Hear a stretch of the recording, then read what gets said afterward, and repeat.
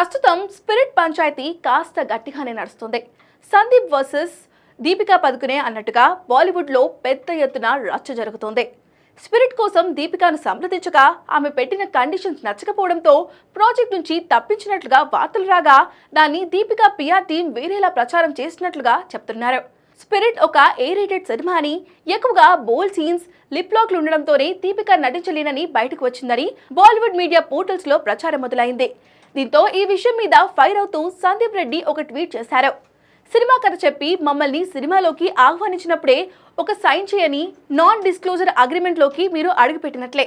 కానీ మీరు ఒక యంగ్ యాక్టర్ని నాశనం చేయాలనే ఉద్దేశంతో ఆ సినిమా కథ బయటికి చెప్తున్నారని తెలిసిందే. అక్కడే మీ క్యారెక్టర్ ఏంటో బయటపడుతుంది. ఇంకా ఈ ఫేక్ ఫెమినిజం ముసుగుతో ఏం చేయాలనుకుంటున్నారు? సరే, ఈసారి కథ మొత్తం చెప్పండి, నాకు ఏమీ ఫరక్ పడదు అంటూ ఆయన రాసుకొచ్చాడు.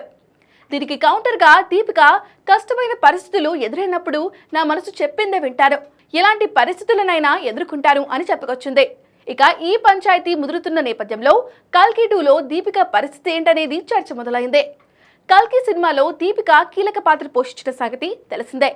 కల్కి 2లో ఆమెది కీ రోల్ అని అంటున్నారు. కల్కి 2 స్పిరిట్ సినిమాలో ప్రభాసే హీరో కాబట్టి ఇప్పుడు స్పిరిట్ విషయంలో బాలీవుడ్ చేస్తున్న పిఆర్ స్టంట్స్ కు కల్కి 2 విషయంలో దీపికను టార్గెట్ చేసే ఛాన్స్ లేకపోలేదు. అందుకే ఎప్పటికైనా బాలీవుడ్ ఇలాంటి స్టంట్స్ కు చెక్ పెట్టేస్తే బెటర్.